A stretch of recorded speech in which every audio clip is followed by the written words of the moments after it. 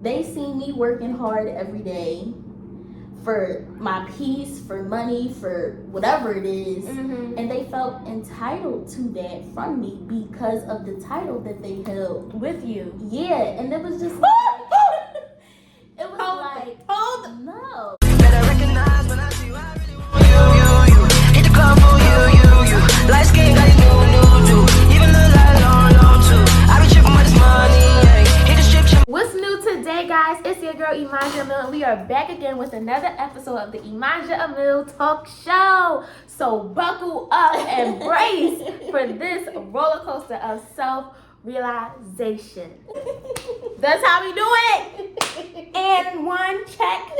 Okay, that was great, guys. I love doing this, you know what I mean? What is up, y'all? We have a new guest. Welcome back. I'm so glad to see if you guys are still here rocking out with us. I can't wait to get in depth about the topic of this conversation. And I wouldn't have nobody with none of the less than my girl, Miss Mya.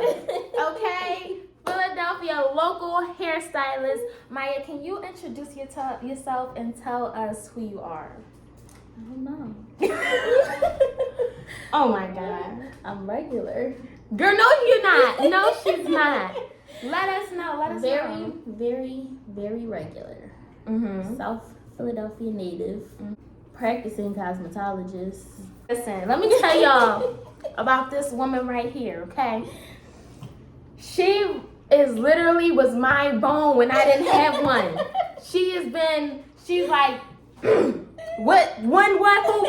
gives great advice. She can hold a conversation. She's very warm-hearted. She is so kind. And, you know, she's one of them people that is not a lot of people like here today to have somebody that's loyal, but will also tell you about yourself, who get her money, and also share and spread that love when she can. But don't get her fucked up. Don't get her twisted. They better not play with my girl. She will pop off. So, y'all see, we're going to have a great conversation. You already know what we're going to discuss because you read the title. So, let's just get into it. We're talking about people pleasing and we're talking about setting boundaries. Now, I think that this is an important topic because, and this is the topic that we have to have coming on as we bring this episode back in, because people pleasing has been something, and you know, this is kind of close for me because people pleasing somebody always say I'm people pleasing. Somebody always is like, this is something that I had to work on, you know, was figuring out how to say no. And when, even though I might have good intentions with something while I do it, doing it too much could still allow people to treat you negatively. Yeah. I think that when I started to actually realize, like, wait, hold on, even though I can still say yes and, you know, lend my hand out to somebody if they need it, I can't do it too much. And if I do it, if I start doing it, me doing it too much, it don't mean that I can't tell myself, you know, hold on. Yeah. Like, I can bring myself back without having to feel bad for it. Yeah. You know, like, we start to feel bad. A lot of us, fuck a lot of us. Sometimes it was a point where I really felt bad for setting a boundary because I'm like, how is this person going to react? But somebody told me something so important. She said, when you say no to one thing, and this was when I was crying over my daughter, you know, it was something that happened, and when you have a kid, you'll realize the ways you get tested, you know, and so somebody was like, somebody wanted to do something with Zylin, and my heart was like, I don't know if I should, but I did. It wasn't like nothing, you know, but it was like, do I feel comfortable with it? I don't even remember what it was, but it was like, do I really feel comfortable with this as being my child, you know? But I was like, you know what, it's fine, it's okay. To my second thought, my initial thought was to say no. My second thought was like, okay, it may not be that bad. Yeah. But when I was talking to somebody, it was just weighing heavy on my heart. So she was just telling me, and I even teared up, she was like, when you say no to one thing, you say yes to the other. Yeah. And you gotta put yourself first because this is your life. Yeah. Go ahead. I mean, from my experience, me saying no to people a lot of the time, I was always met back with manipulation. You have to do this for me because I did that for you. Or do you remember the time that I did this for you and you want to say no to me now, or whatever the case may be. Like, as blunt as I may be, like, the people that I'm really, really, really close to, like, it's really hard for me to say no to people. Like, and that's like my siblings, like my parents, like my siblings, they can ask me for anything and I'm giving them my last. And I mean, like, they're kids, but at the same time, like, it was important for me to be able to tell them, like, I don't have it. I give it to you every time I do, but this time I don't. And with my family, like, I'm not gonna name drop. It's okay. We ain't got to name drop. You know. Yeah, like, I'm not gonna name drop. But like, it was almost like a sense of entitlement. Like, they see me working hard every day for my peace, for money, for whatever it is, and they felt entitled to that from me because of the title that they held With you. Yeah, and it was just it was no. Whenever somebody says something that really get my soul to twinkle, that's what I do. I do the because wait, hold up. That is so, because listen, I feel like it's not even family that can cross that boundary like that. It be people that just be like any type that's close to you and any type of matter. They feel like because we have this certain title with one another that you can just take advantage of what I'm trying to give you. And I think that although it is a fine line between asking for help versus just feeling like you can get help because we together, you know, it's a fine line between those two. We at the end of the day are in control of our own actions. You know, we're not in control of what other people might do or might, you know, say to us. So it's like when people make an action, the ball is now in our court for us to decide what we want to do with it. Do I want to put myself first and stand up, and even though it might be uncomfortable, is what's best for me?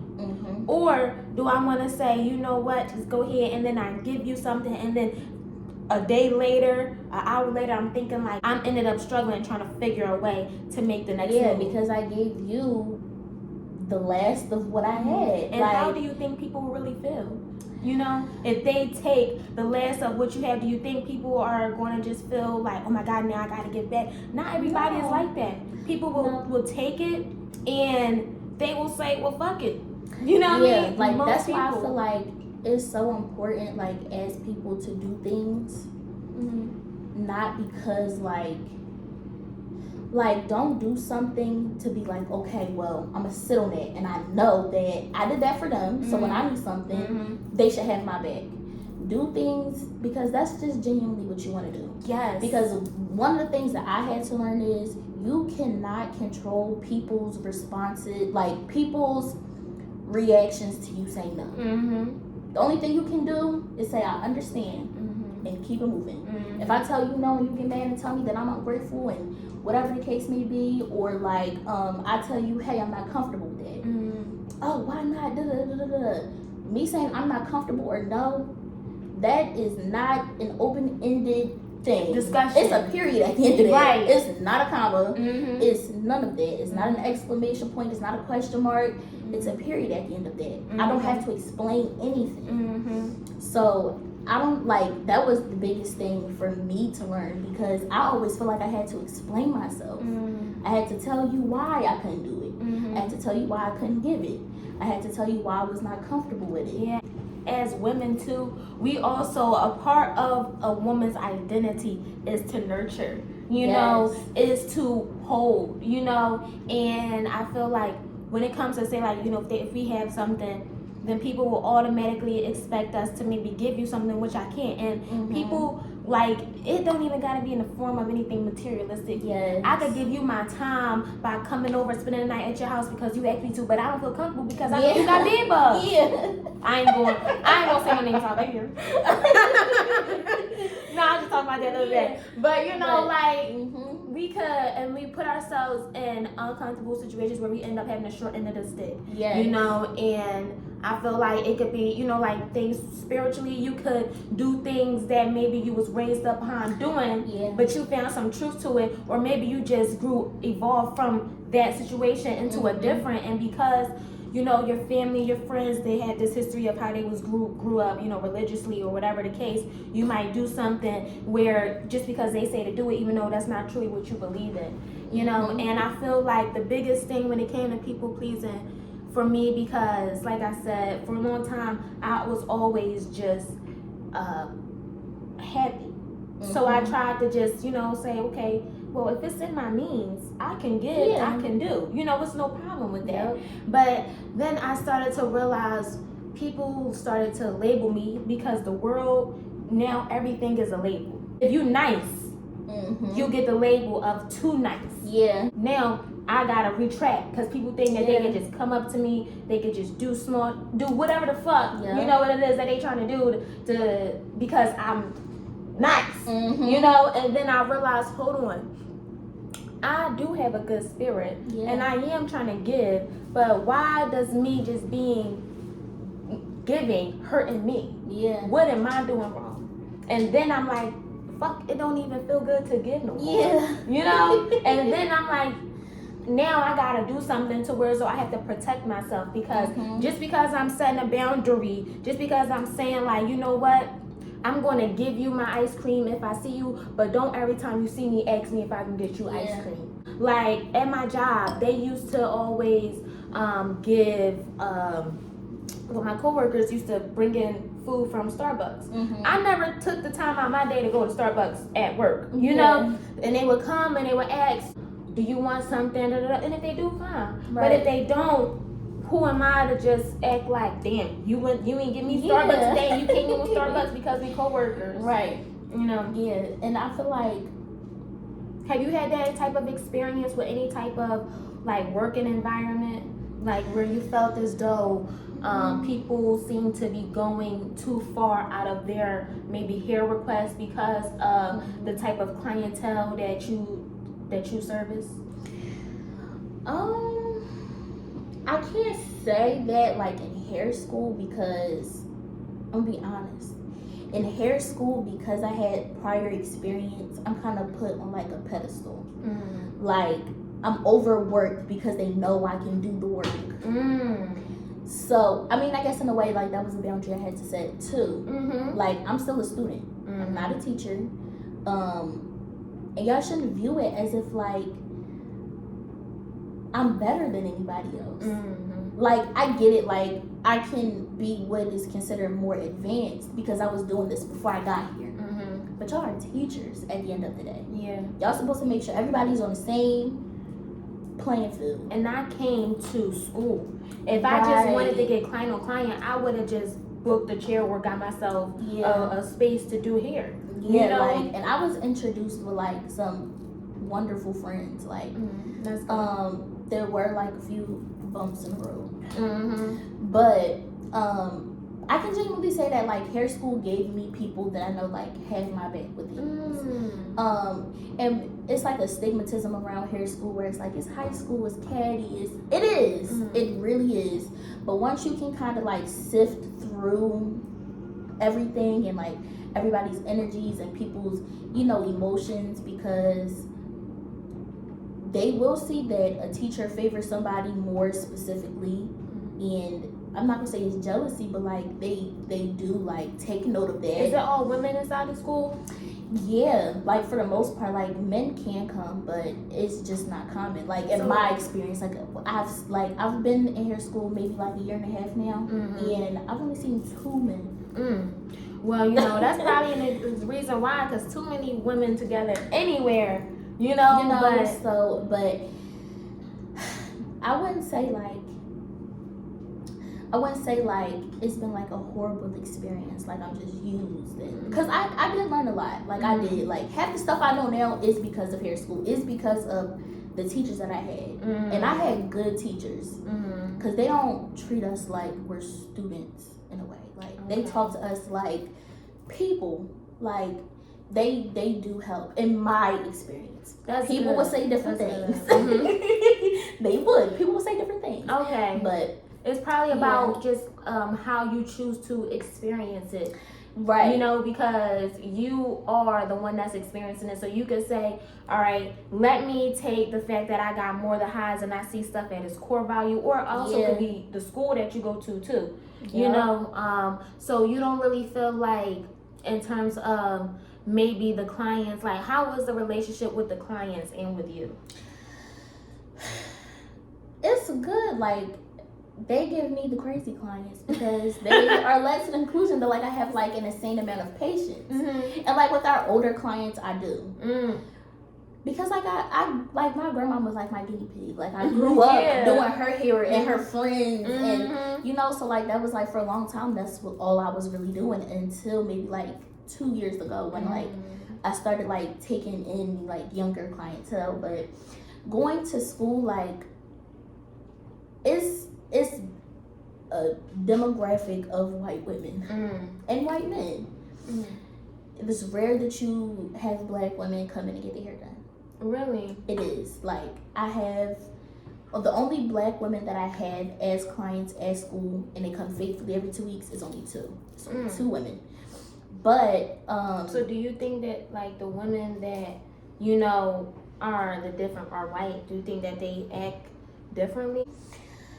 No, not like my loyals, but you do have like encounters with like clients that do act like they are better than you. So how do you feel when you have to set that boundary then with the client?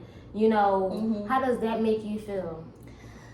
I think it's unfortunate, like, that people do come in and like have that attitude, like, because they know you're a student, so they'll purposely treat you like you don't know what you're doing, even if you do, even though they getting their hair done by you. Exactly.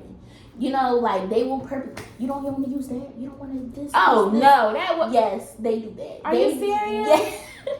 Yes. So like, I think it's just in my true nature, like, my boundary is you treat me like that, I'm done.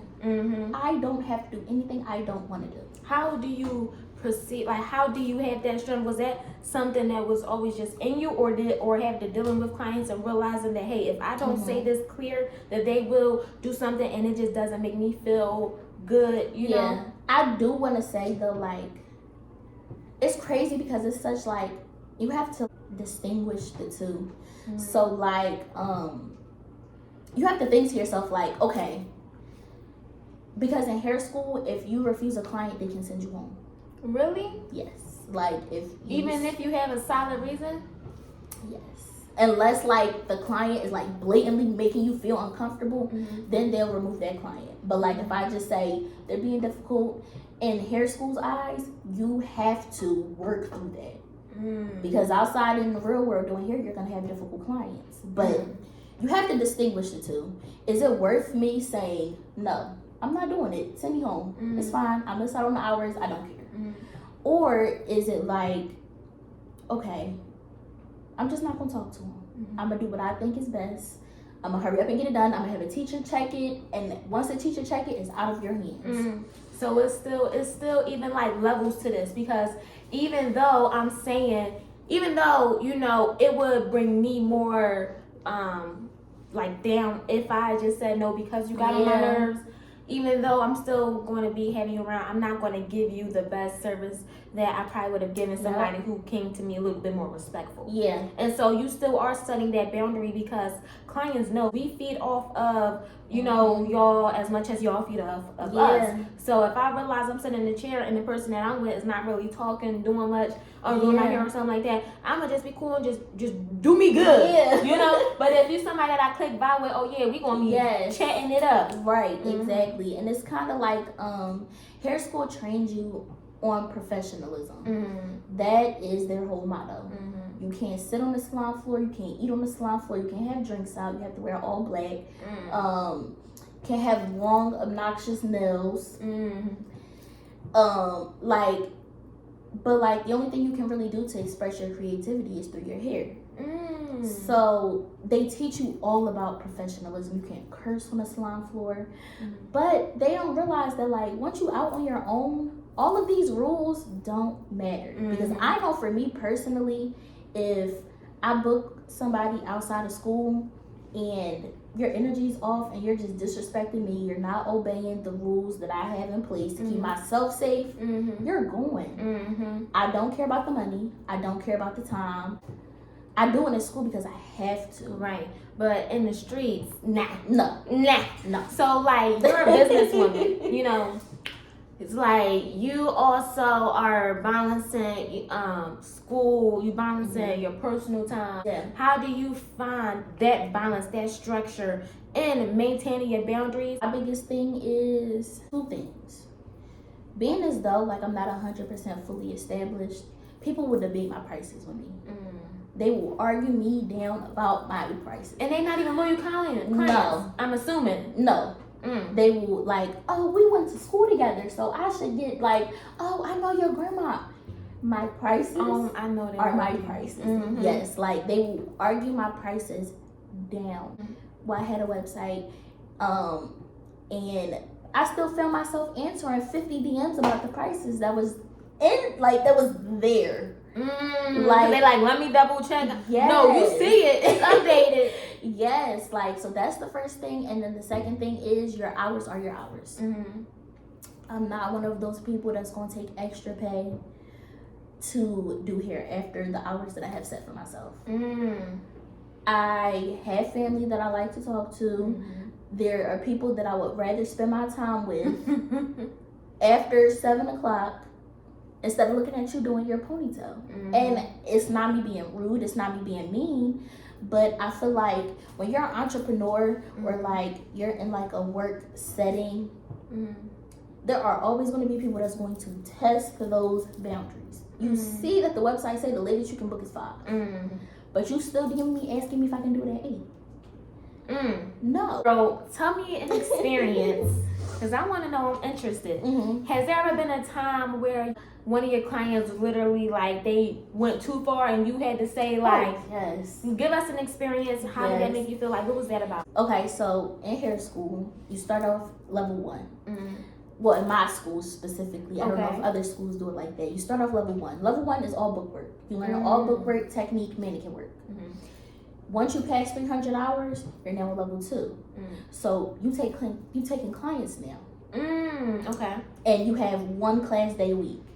And 300 hours, how many months is that? So I was part-time, so I think it was maybe around like 5 months. Okay. Because I was only getting like 5 hours, right, but 3 days a week. Okay. You know, so it was stretched out. Like, had I been daytime, it'd have been faster than that. Okay. My very first, so it's like a stigma behind, like, you get your very first client in hair school because now you don't know what it's gonna be. You putting everything you learn to the test. Because you ain't doing no hair yet. Right. Oh shit. My very first client, just so happened to be the hardest thing they can give me was a pixie cut.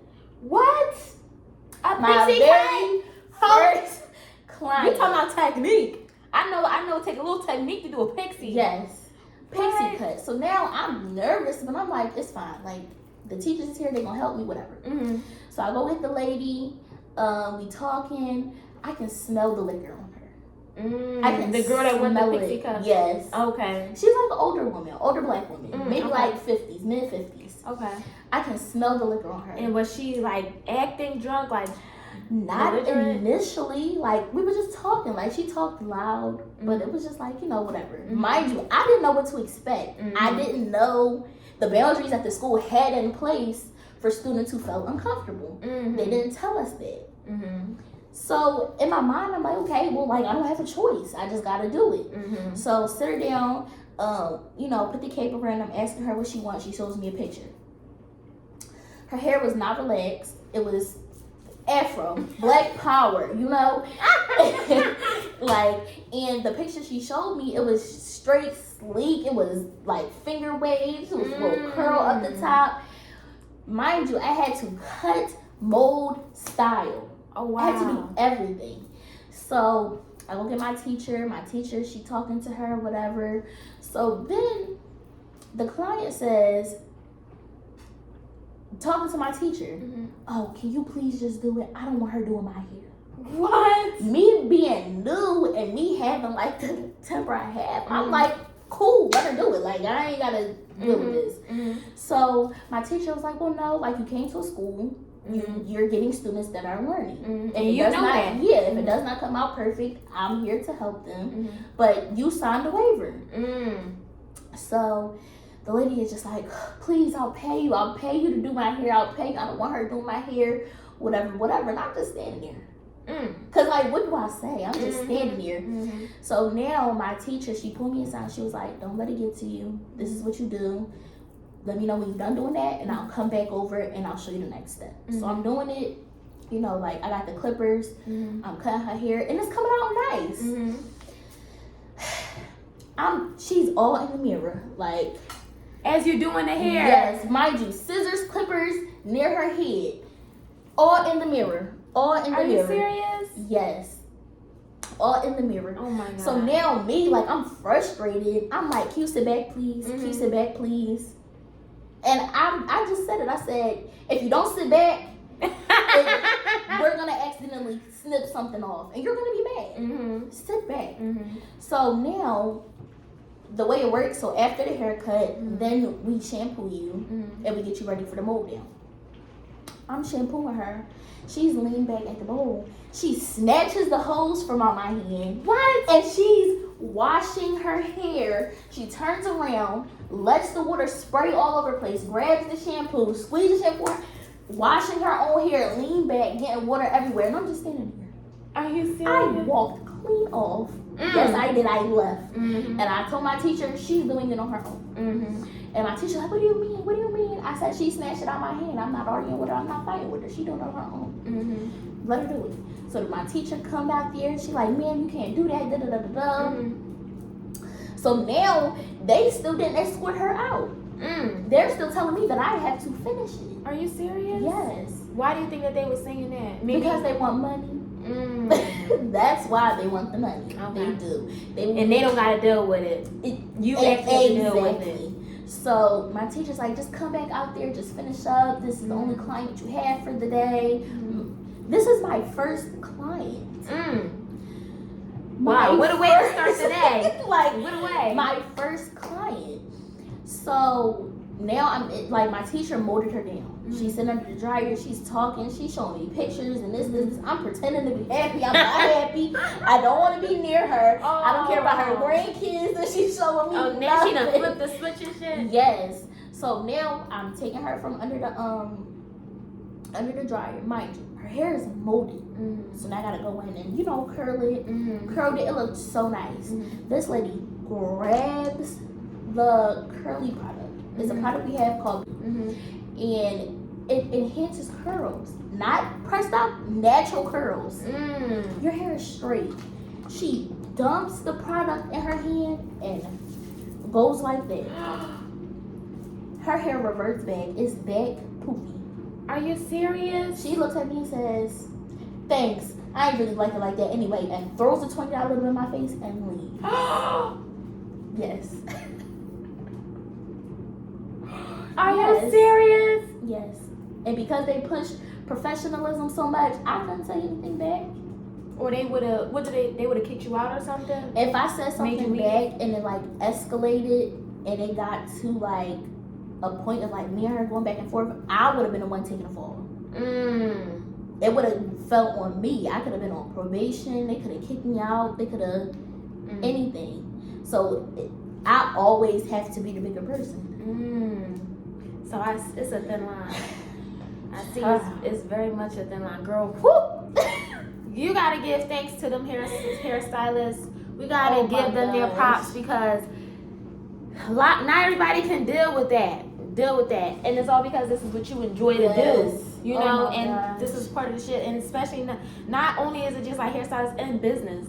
You know what I mean? In different business avenues that you maybe even go into, you get to realize, damn, motherfuckers be acting crazy. Yes.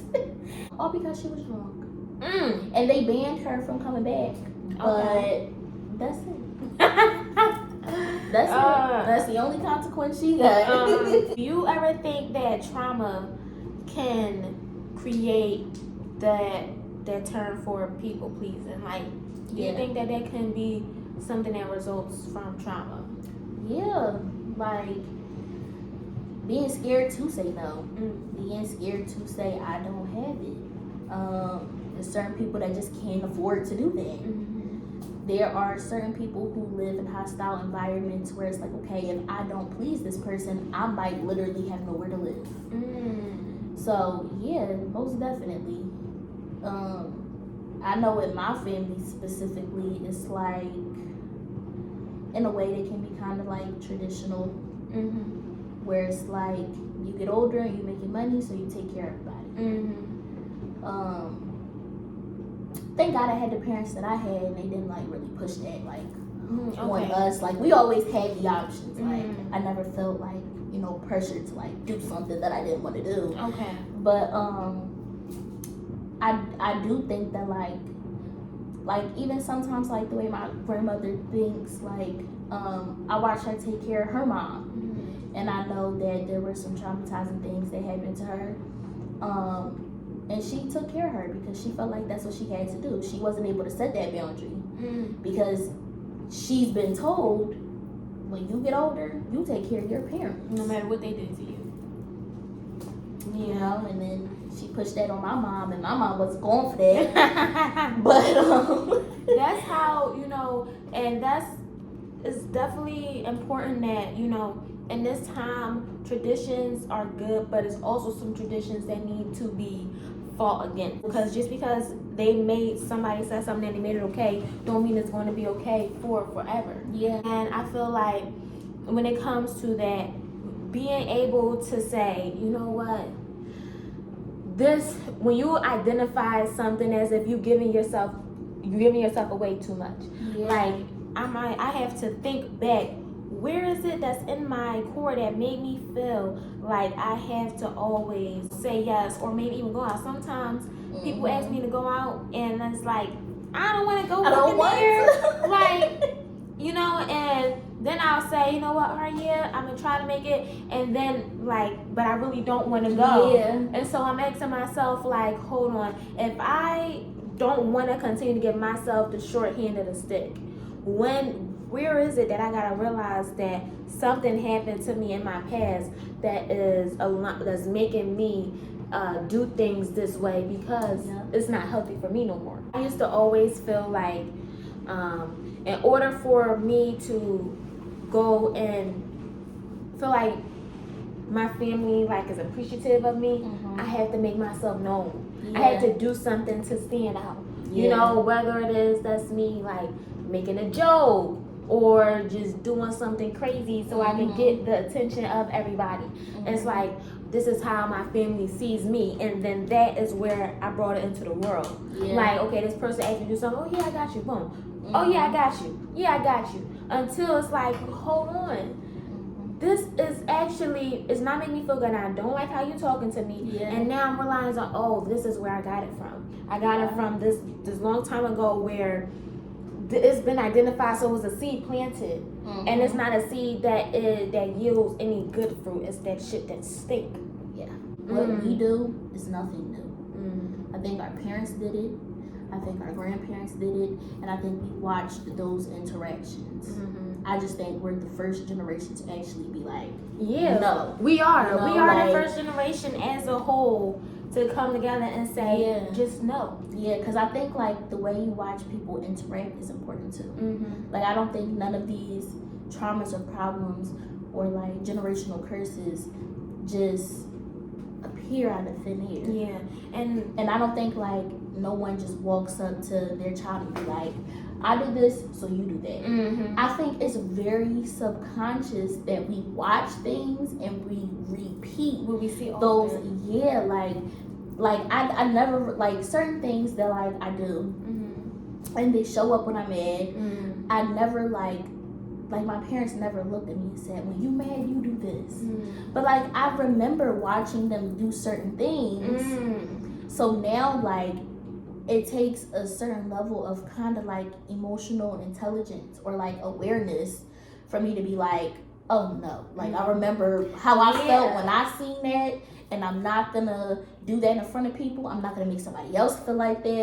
And then it's hard to like catch yourself and be like, no, especially like when you're giving your all to a situation and you're not getting anything back in return. It's like, you know, I definitely understand that it's getting to the point where you like, hold on.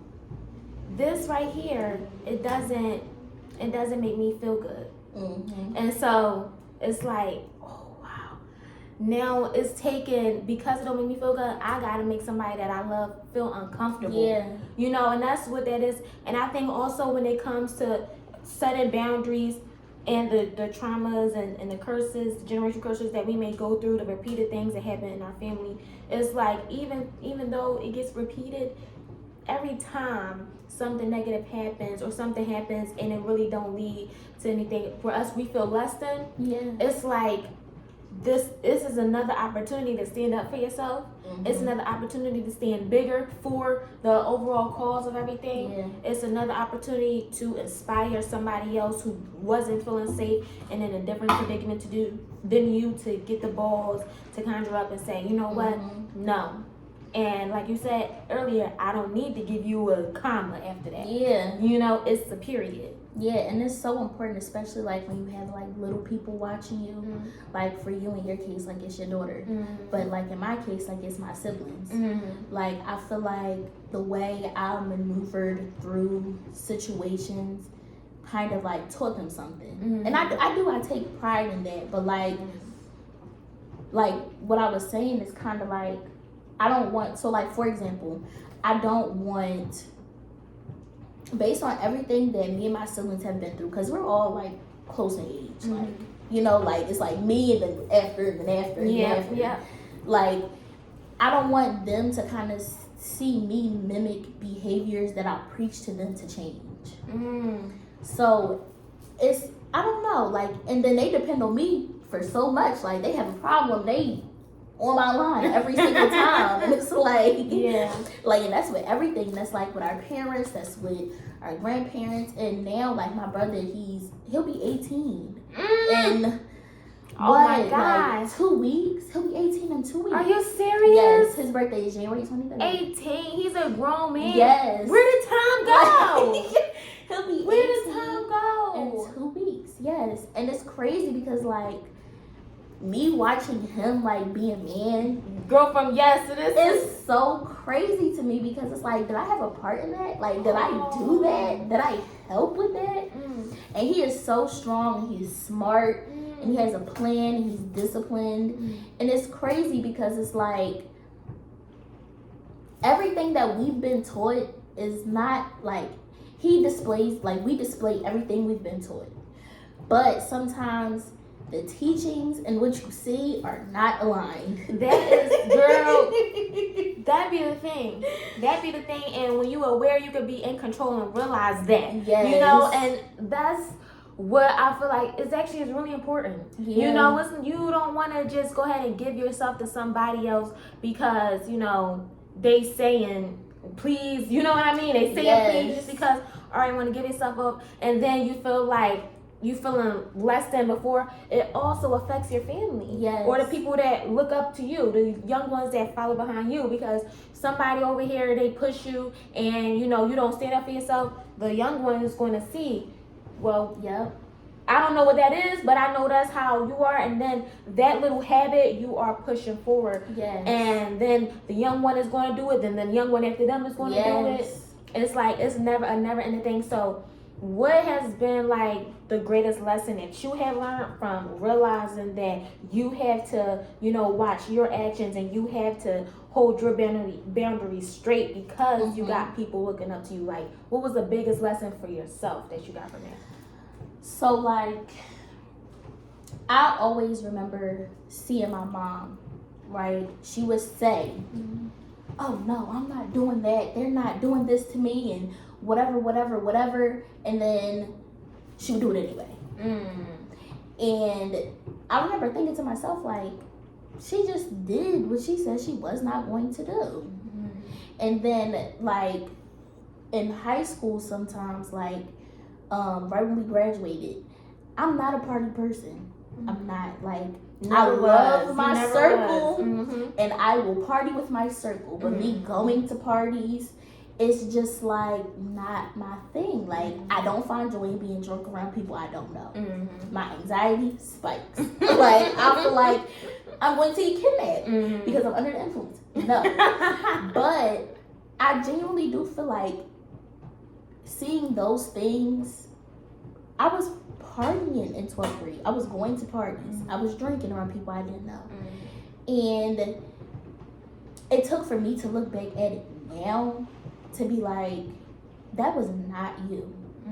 I think quite literally, and I tell this to to y'all, my friends all the time, everything I say, I stand on it. Like I don't leave no wiggle room. I think that was the biggest lesson. Like, especially like having brothers too, because I feel like it's so important as men to where it's like you move through situations with grace, but at the same time you stand on everything you say. And if you can look back and say, okay, no, that was a mistake, you have the strength to apologize and acknowledge that. But until you feel like you're in a space to do that, stand on what you say. Like, I'm never saying anything I don't mean. I'm not. I can't. Like, I'm never making light of a situation that I feel like is serious. I'm never letting people make me feel like I overreacted in a situation that was big to me. Because it might be small for you, but it's big to me. Right, and I'm going to let you know that. And there's power in that. Yes. So, like, what do you think a world would look like without the act of doing more than you can? What do you think that world would look like? If everybody were to be like that, would just to make a decision and stand on their decision and not let A, B, C, D, or fucking I, you know, take them from that path. What do you think the world would look like? I think it would probably cause the world of very serious people. I think that not everyone can be like that. And I say this all the time. My problem is I expect people to carry things how I do. And they don't. And they can't. And that's okay. But I do feel like when it comes to like your self-respect, that's important to know who you are as a person to do that type of thing. I do think if everybody was like that though, it really would create a world of serious people. Like, because ain't no woman ever gonna take no man back for cheating the first time. Because that's what we say. Like, that's what we say. And it never end up being the motherfucking thing, okay? Oh my gosh, like, it would be like, I don't know, like, I do feel like I can be more forgiving than I am. I think I fake forgive because and still like hold it in. Yeah, like I feel like I fake forgive. Like I hold it in my heart and I be like, okay, girl, it's time to let it go. But I really don't be ready to let it go. Right. So is there like a boundary that you even gotta hold within yourself? Like sometimes it's not just about holding boundaries with other people. Sometimes we gotta hold with the boundary within ourselves. Yes, I think you have to hold boundaries within yourself before you can ever expect somebody to respect the boundaries that you made with them. Yes, because I feel like if I can tell you, like, let's say like I had a kid. I can tell you, when you babysit him, don't give him this, and that. But then you come over 2 days later and you see me giving him this, you're going to be like, okay, cool. So next time I watch him, now I know it's cool to give it to him even though you said not to because I seen you do it. So I think, like, it is important for you to just stand on everything you say. Like, if you tell somebody no, but it's kind of like with kids too. Like, you can't say, oh, cussing is a bad thing, don't cuss, and then your kids see you giving their dad a whole you gotta lay some type of groundwork on. You can't just say something and expect people to believe you when the time to come for you to back what you say, you flop. Do you think people care too much about what other people think? Like, in terms of, you know, why it might be a lot of people who do things that Now, don't get me wrong. Do I think that when you are in this energy of people pleasing, it might be in a stage of your life. Everybody might experience it at one point, you know, and it's not wrong to, like, you shouldn't feel like you're the worst person because you're extending yourself. But after a while, after continuously, that's when it gets like, okay, now let me backtrack. Let me now say, all right, I've had enough. Or when you face with the opportunity to stand and be your backbone, you're like, okay, never mind, I don't know because X, Y, and Z. So, and I'm asking you this question because I remember one time I was over here, I was doing something, and I was like, I was in the mall shopping, and I was like, this person, I need to hurry up, you know, I need to hurry up and shop because they looking at me like I need to get out of here, you know, it's time for me to go, so I'm like, I need to hurry up and get it to go. But when I'm all hurrying up, rushing, and I go up and I'm realizing that they wasn't even really acknowledging me. They over there talking within each other, just doing their own thing, and I'm an hour before y'all motherfuckers about to close, you know. So it was like, and then I noticed, and it just was like a big moment for me, like people really don't really care. I care, and so that's why I'm trying to do more than what I need to do because I think somebody care and it really don't. Like, I do that too. Like, I remember all right, so back in, not gonna say back in the days, that's crazy. Back in the days is crazy, but back in the days, remember we used to get individuals. Right before knotless came, we used to get individuals, right? And it was the worst feeling when you used to run out of hair, and you gotta go to the store with half braids and the ponytail at the top. Oh, they get the rest of the hair, and it's like I can't even put no scarf on, and if I don't go get it, my hair not gonna be done. I think that's like the perfect example of people being in their own head about things, because I remember doing that this one specific time, and in my mind I'm like, people gonna think I'm out of my mind. They're gonna think I'm crazy. Went to the hair store, wasn't nobody paying attention to me. I'm leaving the hair store, and I see these two women, like, they huddled up, laughing, talking, and in my mind I'm like, they talking about me. I know these hoes talking about me. I know they is. So I give them a dirty look, and they like, what's wrong with you? And I'm like, I got the hair right here. I'm gonna go finish getting my hair done.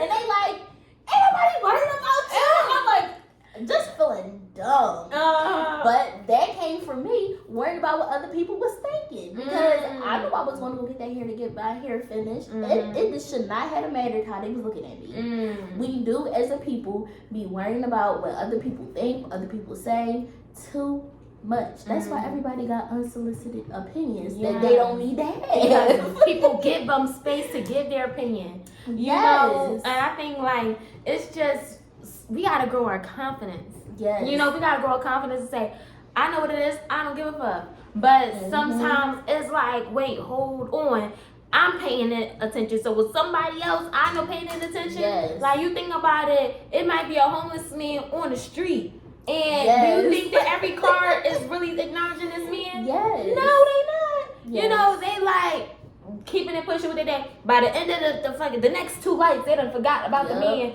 that was there. You know? And then it's just like, you have in your head that people is constantly worried about you. So you constantly worried about the next person. It's free to mind your business. And it don't cost no type of peace anyway. It's free, but you get your peace.